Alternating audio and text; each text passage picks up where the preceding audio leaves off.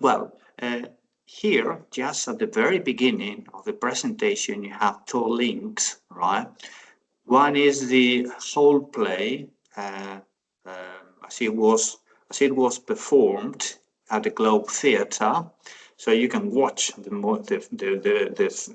play here, and this is a kind of different parts of the play which are very, very interesting, and we will get back to this slide later so that you can have a look at the comedy as you like it. But first, let's begin with a general introduction to the, so you have here the two links, right? And we will get back to it later, right? Introduction to comedies, right? Because we have comedies before Shakespeare, of course. We have to get back to the Roman comedy, Plautus and Terence, and before that, the Greek comedy. The Roman comedy is the new comedy, and the old comedy is the Greek comedy. Right? We are going to have some similarities between these comedies, the Roman comedies, and the comedies in the 16th century. And these similarities is that we are going to have middle class, right? In the tragedy, we are going to have great men. In the tragedy, the fears are going to be very intense. In the comedy, the fears or the dangers are going to be slight. In the comedies, we always have that the beginning is troubled and the ending is always happy. They finish with kind of, multiple weddings, and of course, the tragedy at the end is always disastrous, right?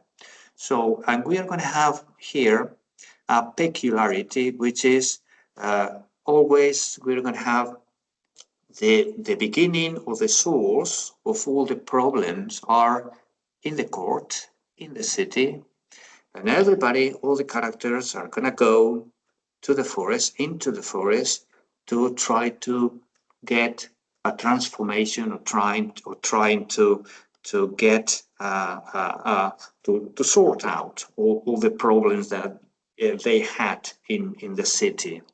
This is an example here of taken from the comedy As You Like It.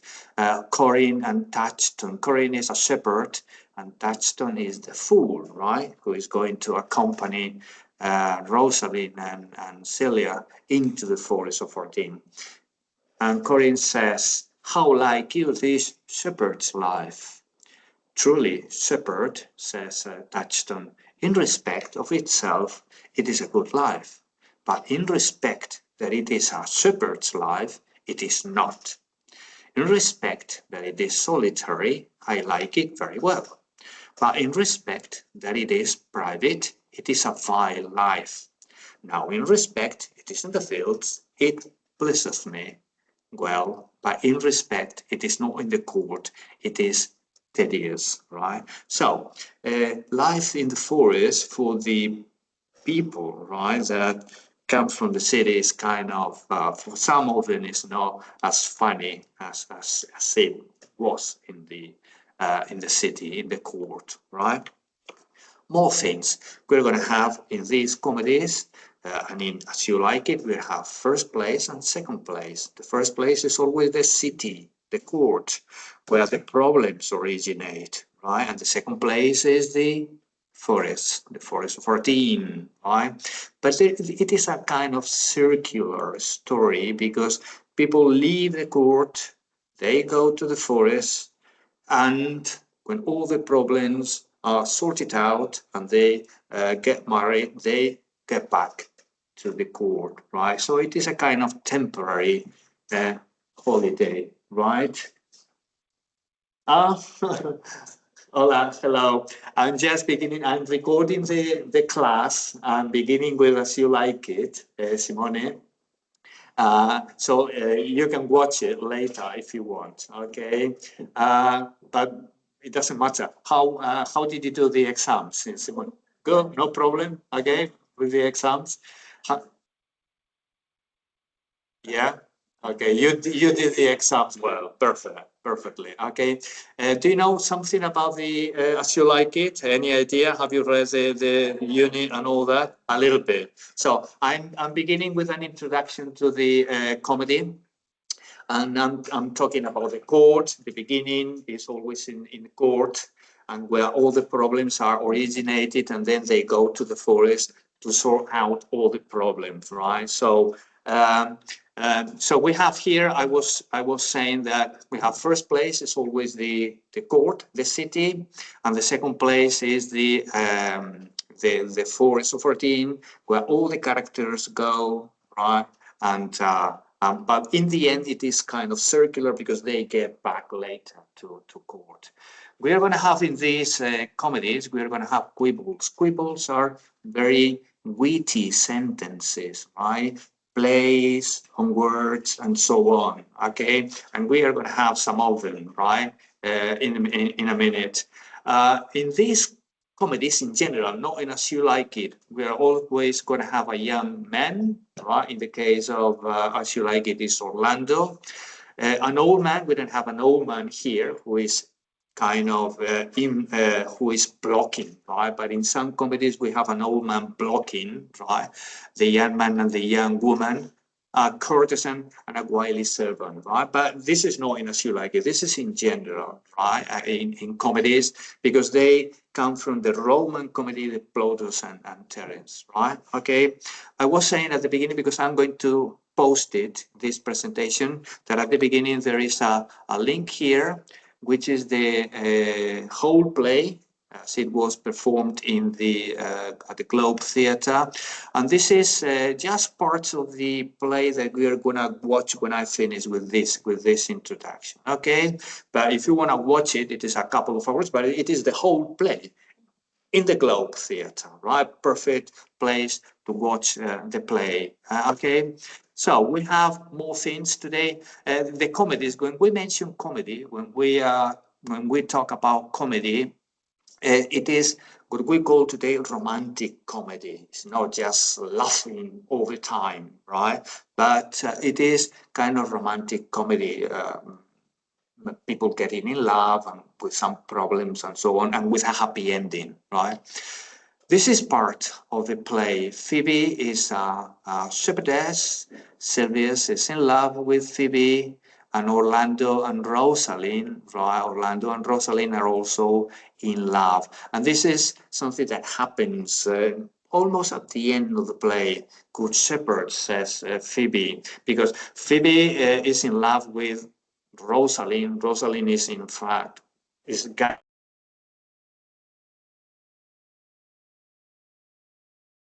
what it's to love. It is to be made of sighs and tears, and so I am, and so am I for Phoebe, and I for Ganymede, and I for Rosalind, and I for no woman. This is part of the play that we're going to watch later, right? We're going to have in this place unity of time. Everything is going to happen, right, in the same unity of time, right? And the rest of that is not important, right? But it is, if you remember King Henry V, we didn't have the unity of time. The chorus was there to tell us, and then the king is in England, and then goes back to France, and so on, okay? Telling that we don't have a unity of time. We're going to have here the unity of time. What happens in that period of time, right? And then about the characters,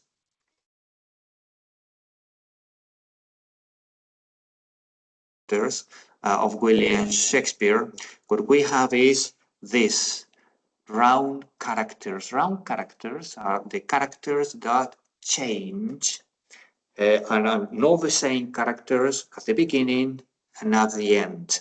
Flat characters are characters that do not change. They're kind of caricatures. If you remember the morality plays, we have deadly sins. They behave like that. Bishop, the king, and things. And but King Lear, for example, it is the tragedy that we will study after the comedy. It's not the same person at the beginning of the play, then at the end. And Rosalind, for example, is not the same. At the beginning, she's just a little girl, and at the end of the play, she gets married. She's a woman, right? Gets married with Orlando, and they change, right? When we mention that, it is important. Round characters that develop, right? Are not the same characters at the beginning and at the end, okay? And I'm going to tell you that, for example, here, it is also called pastoral because we're going to have shepherds, okay? People that live in the country, and they come from Virgil's eclogues, right? And we are going to have exiles, right? And we have exiles here, an exile in As You Like It. And also we are going to have these guys, the carnivals are next week or this week. This weekend, I think, are the carnivals. So we're going to have these guys, people are going to these guys, and we'll have that comparison of living in the city and living in the country, right? And then we're going to have all these characters that I'm going to tell you about. But before that, let's have a look at this video, right, from YouTube, right? And this is different parts, and I think it is interesting so that you have an idea what a comedy is. It's just this, okay? So let's have a look, right? It is a couple of minutes. All the world is a stage, and all the men and women merely players.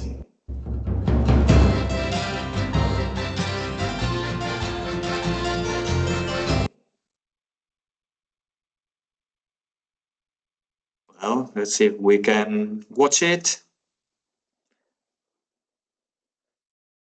I don't know if the connection is a good connection. Yes, it should be okay.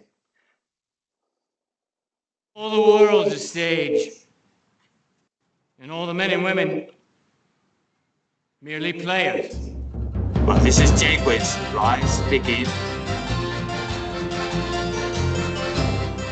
Here shall he see no enemy but winter and rough weather.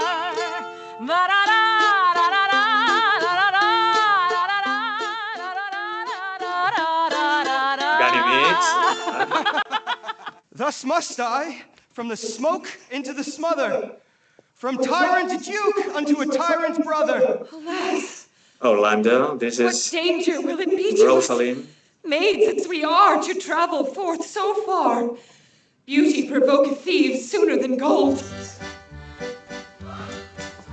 It was a lover and his last with a hey and a ho and a hey nonny no, that o'er the green cornfields did pass in springtime, the only pretty-ring time, when birds do sing, hey ding-a-ding-ding, these sweet lovers love the spring.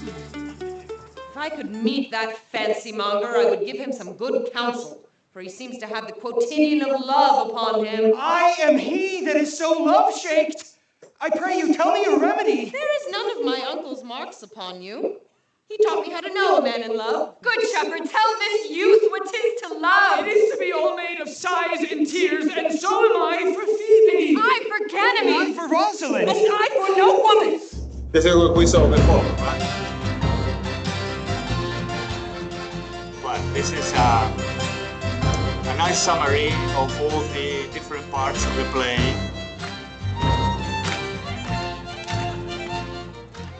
So it is just funny and just to have a good time and laugh, right?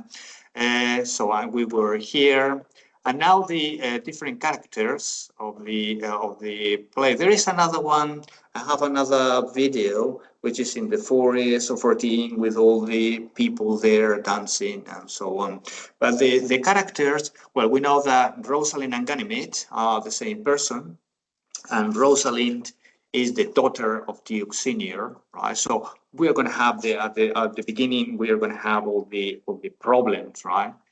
Rosalind is delightful heroine and clever.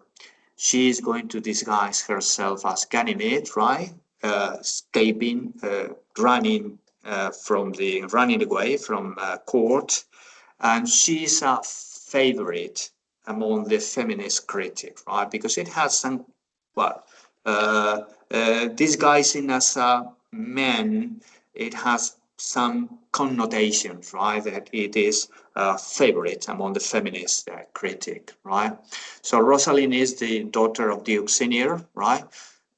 Duke Senior is, well, we will see that later. Orlando is the youngest brother, right, of Sir Roland de Bois, and the brother of Oliver, right? Orlando and Rosalind are going to fall in love, right? There's going to be some funny moments because Rosalind is going to be disguised as a boy, as Ganymede, and well, and Duke Senior has been banished by Duke Frederick, and he's gone right to the forest of Ardennes, and he's there living happily with a group of nobles that accompanied him. We have Jaques, right, a faithful lord that accompanies Duke Senior. Jaques is a melancholy person. He has all the time a melancholy disposition. He's one of the characters that at the end of the play does not get back to court. He goes to a monastery with Duke Frederick, right? Okay, so everybody gets back except Jaques and Duke Frederick. Celia is the daughter of Duke Frederick and Rosalind's cousin, right? They are together in court, and then after that, they go together to the forest of Ardennes, right? Duke Frederick is the usurper of the dukedom, right? It is the evil character at the beginning, right? So we have brothers. We have Orlando and Oliver, two brothers fighting, and two brothers also, Duke Senior and Duke Frederick, also fighting.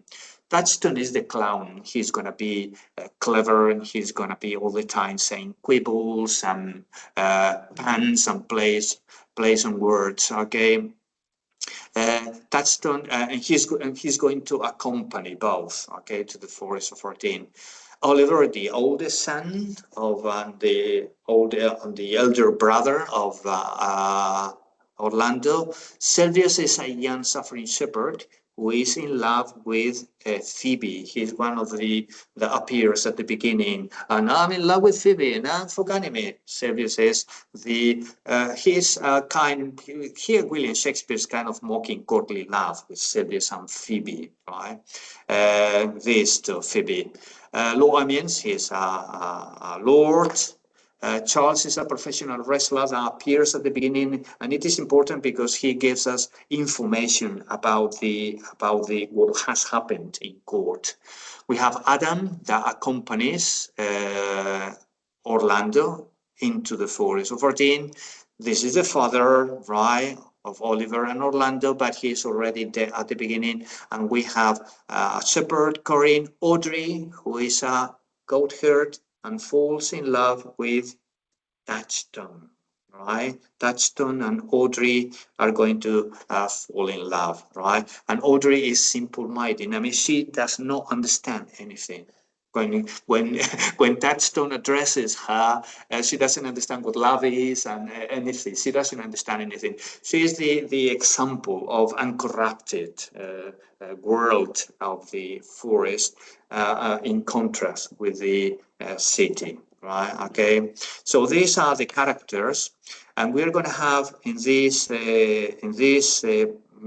play, we are going to have some important themes, and one is love as happiness. I mean, we're not going to have here what we had in the Middle Ages, courtly love, the lover suffering all the time for the lady. No, love is a source of happiness and a source of delight. I mean, they're going to have fun, and they're going to get married at the end, and they're going to be happy, right? So love is important, but not that love we saw in the Middle Ages, right?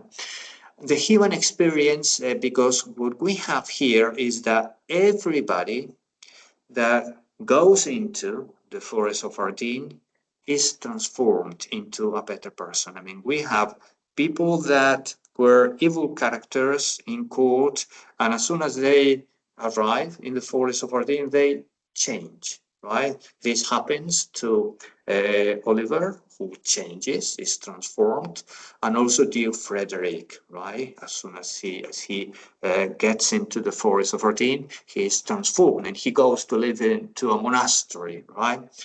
Court and country life, it is something that we have already mentioned, okay? So there is going to be exile, an exile from court to country. And this word here, homoerotism, you have this in your textbook. And homoerotism is the exploration of love between different members of the same sex, but it is not homosexuality. I mean, for example, the love between Rosalind and Celia is an example of homoerotism. I mean, it is kind of dearer than that of common cousins, right? But it is not homosexual, but it is more than that, okay? And another kind of homoeroticism could be the cross-dressing of Rosalind as Ganymede, as a man, right?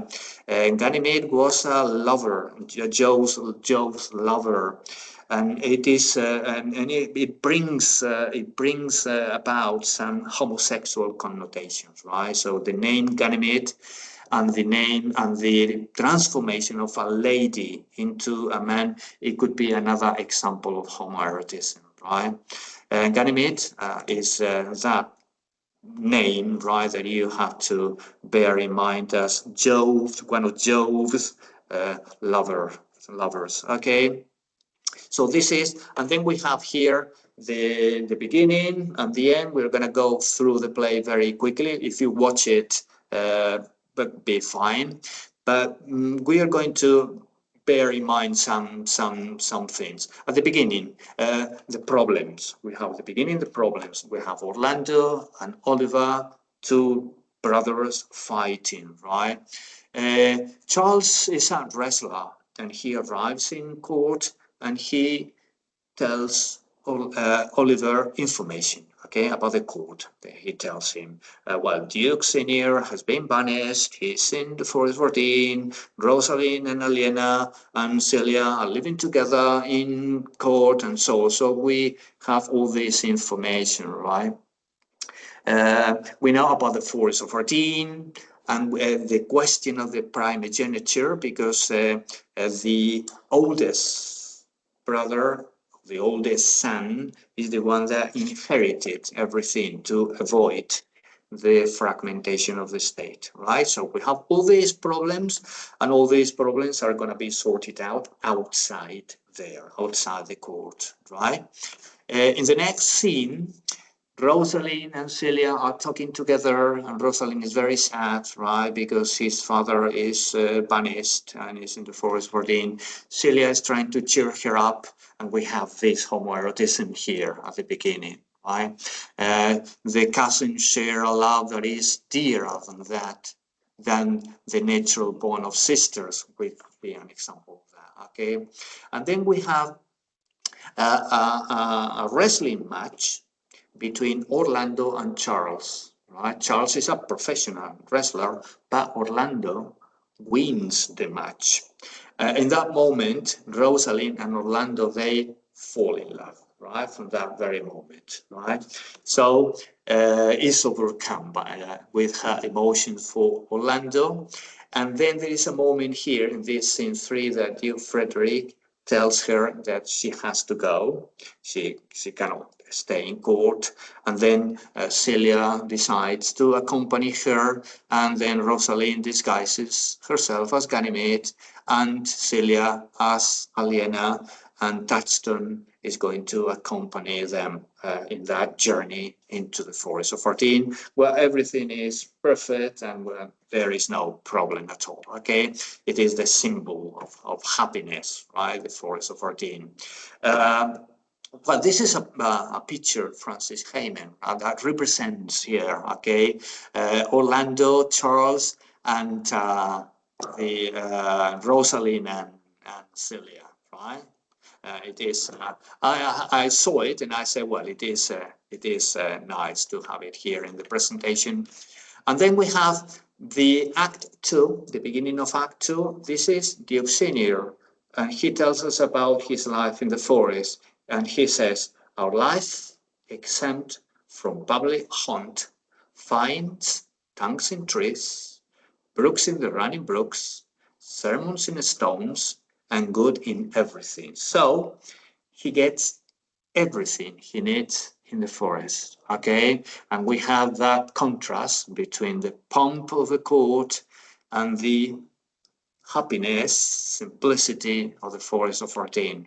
We're gonna have an idea of what the Forest of Fortin is like, and I'm gonna click on that link, and so that we can relax a little bit and see and listen to some music and some dancing. Okay, right.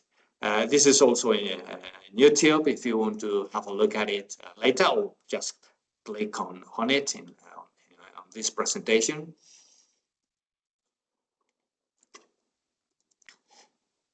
Okay, this is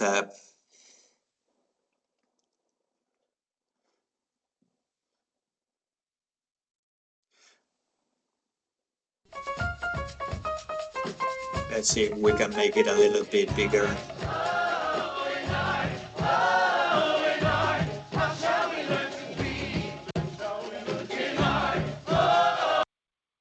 Okay, we have to, before the beginning, we have to accept everything. Come on. Yeah, okay, I think this is it. This, well, and now we have some Hasta cero others. fugas, cero arrugas y cero incomodidad.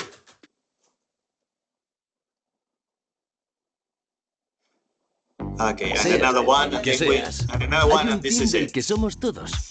El Team Ahorro. Vente a la Mutua con cualquiera de tus seguros y te bajamos su precio sea cual sea. Llama al 90. Okay.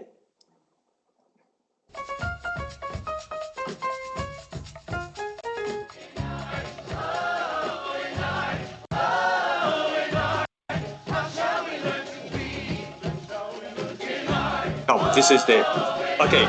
This display, if you go to London, in the Globe Theatre, is always there, okay? And the other, the one that you have, the link that you have at the beginning is in the Globe Theatre. This is a group, Public Works, and they are magnificent, they are beautiful. Showing all the friends and family in exile. Gather around as we make it's not very clear. How shall we sing of grace in this strange place? I don't know, but I'll The connection is not very good. We shall try to find the use of our distress. We shall answer to adversity with kindness. We shall seek the blessings in our miseries. We shall learn to see the forest for the trees. Oh, when the icy winter wind of my body, even though I shiver, I am still alive. I smile to thank the wind for its honesty. Remind my skin it's thick enough to survive. In art, we shall study all the turbulence in the soul. In art, we shall hear the language of our hearts and bones. It should be Duke Senior, right? Okay. Nardi, Jaguis is coming in a minute.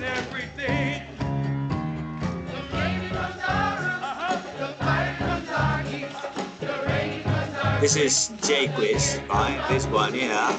Realize that the deer we eat for dinner are actually thinking, feeling creatures who lived here long before we came. And when we occupy their native home and hunt them down, we're no better than your brother, who displaced us just the same.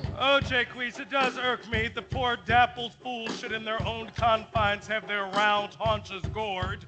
No, but the deer themselves are just as bad as we are. I recently saw one with an arrow in his heart on his dying breath. And when the other deer went by, they just ignored their wounded kin, deliberately leaving her to a cold and lonely death.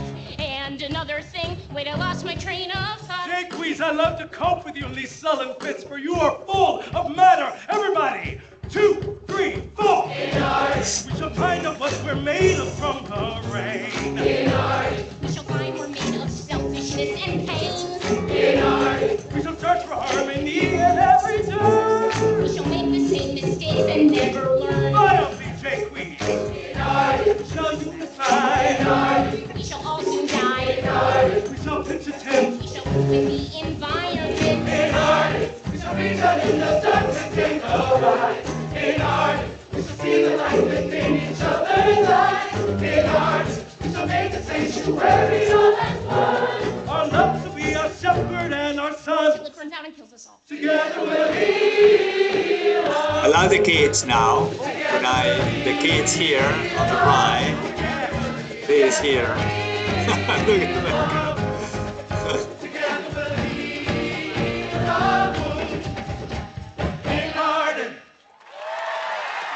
Well, this is public works, okay, production of As You Like It. I think the best thing about all this is watch the play and see the play, right? Okay, so where are we now? Los expertos en bomberos han encontrado la forma de apagar un fuego en segundos sin el marrón de los extintores. Right, okay, so this is the beginning, the presentation of the Forest of 14, right? Well, Duke Senior is there quite happy. And then we are Duke Frederick in court, right? He is enraged because he finds out that Rosaline is not there, Celia is not there, Touchstone is not there, and he is enraged. And then Orlando, as he is also fed up with his brother, then he decides to go to the Forest of Verdun, accompanied by Adam, right? And then they arrive in the Forest of Verdun. And when they arrive, Rosaline, Celia, and Touchstone, they are exhausted. Adam and Orlando, they also arrive exhausted.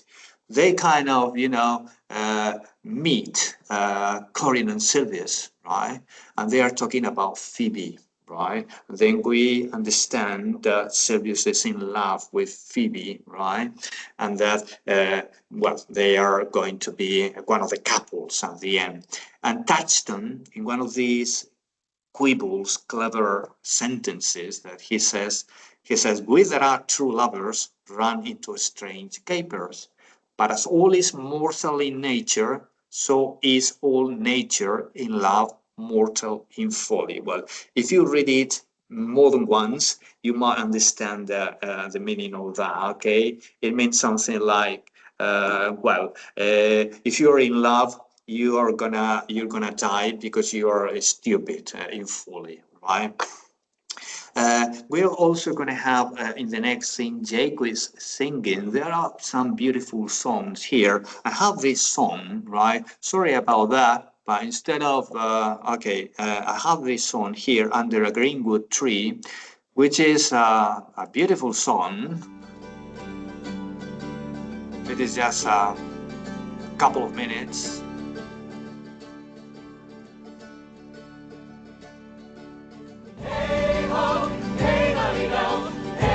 No, this is not. This is not Under a Greenwood Tree. Under a Greenwood Tree is here.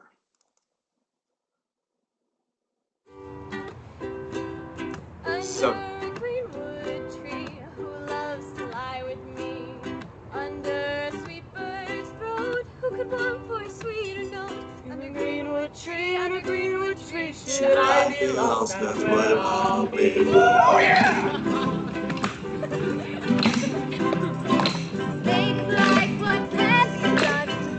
This is a song that they sing, right? When they are together, but in some place they do not sing it like that. lost, that's where I'll be. All right. Under greenwood tree, should I be lost, that's where I'll be. That's where she'll be. Under a greenwood tree, who loves to lie with me.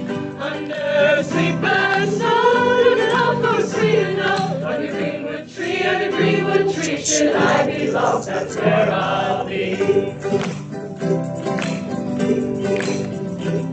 Under greenwood tree, should I be lost, that's where I'll be. I feel a whistle coming on.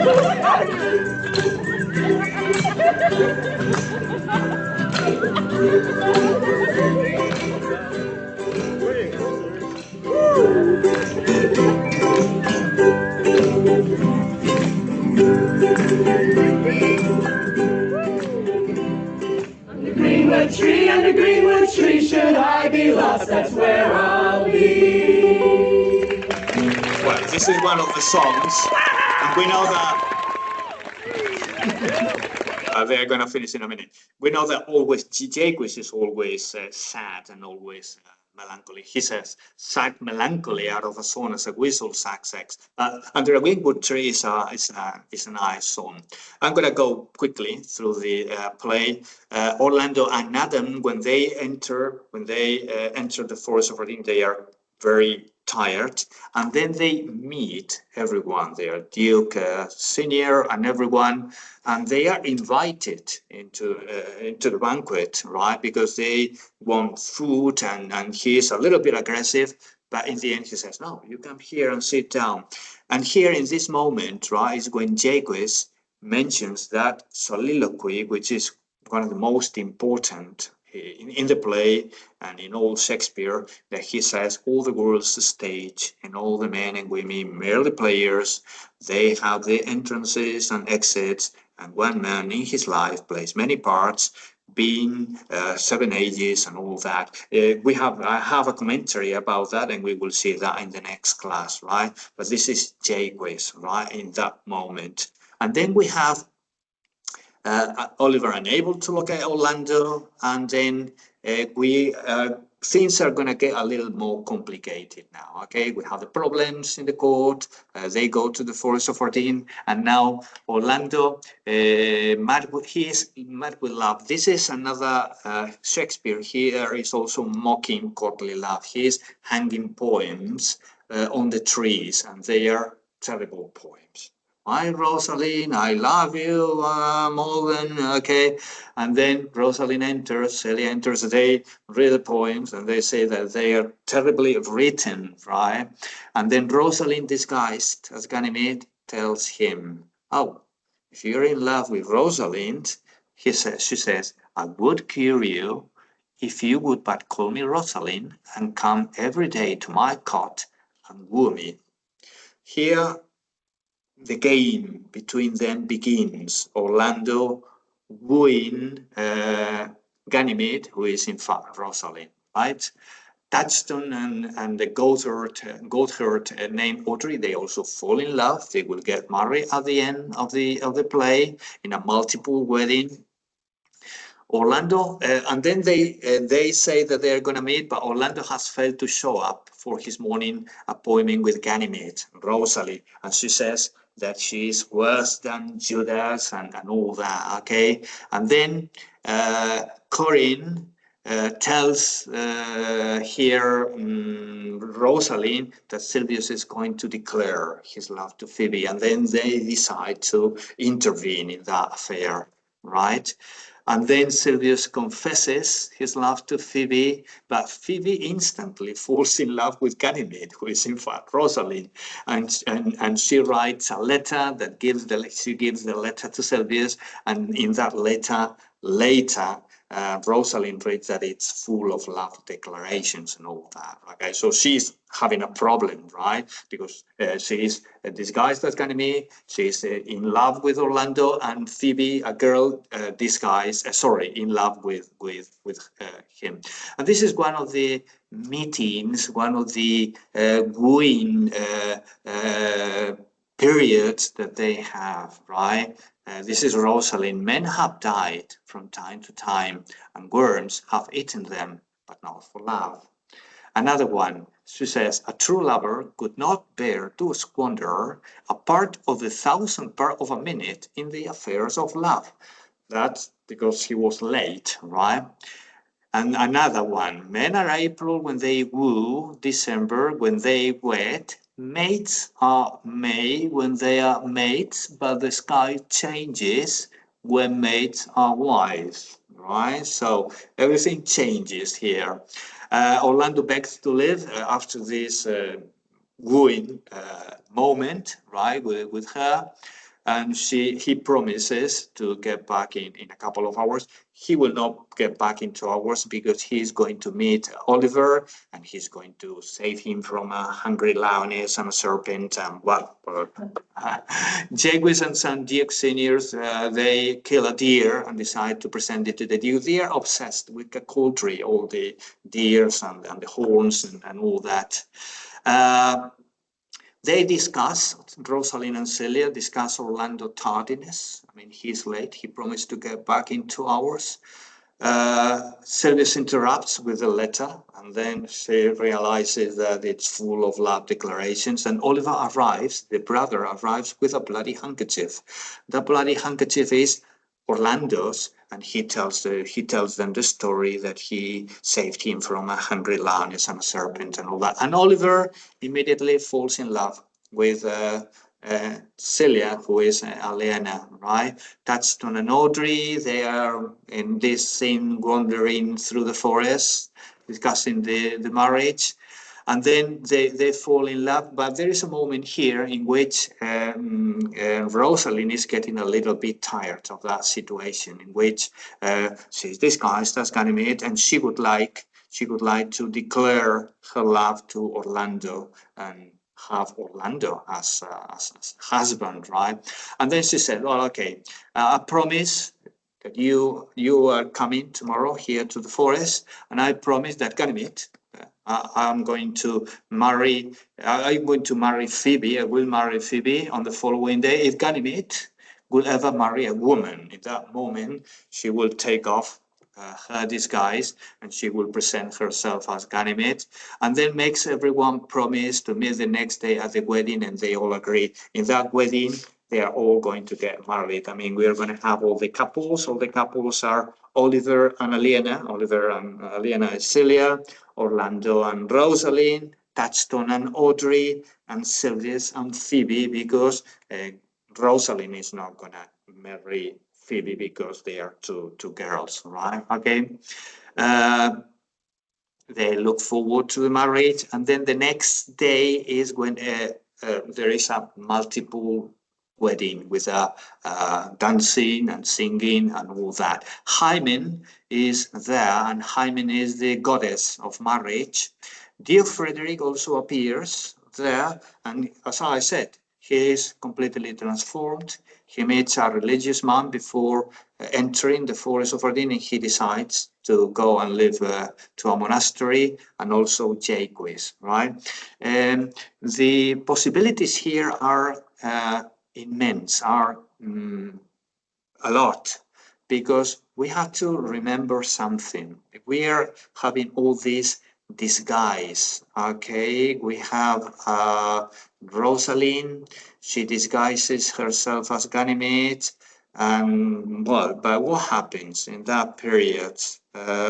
We have that Rosalind would have been played by a boy actor. I mean, women could not act at all, right? So Rosalind, the part of Rosalind would have been played by a boy actor. A boy actor is playing the part of Rosalind, of a girl. Rosalind disguises herself as a man. So everything is kind of complicated. The epilogue at the end, it was because just to explain a little bit the story, or to tie loose ends and things like that. This is Rosalind speaking. It's not fashion to see the lady, the epilogue, but it is no more handsome than to see the Lord, the prologue. And she says, Rosalind, the epilogue. If I were a woman, I mean, I am an actor, a boy actor. If I were a woman, I would kiss as many of you as had beards that pleased me, right? So in that moment, the actor is speaking to the audience, I mean, with no disguise at all, being an actor who had played the part of a lady and who had disguised herself as a man. So we have here a man, an actor, who pretends to be a woman, Rosalind, who pretends to be a man to win the love of a man, right? Orlando. And I think this is the end of the presentation, isn't it? Yes. Okay. So I've gone a little bit fast at the end, but I think the main ideas are here. And next day, I'm going to I'm going to post some commentaries. I think I have 2 commentaries about As You Like It, and I will tell you something else about the play. The next class will be in Spanish. When we have the commentaries and so on, I will tell you. I will speak Spanish, right? But this is just as an introduction. What time is it?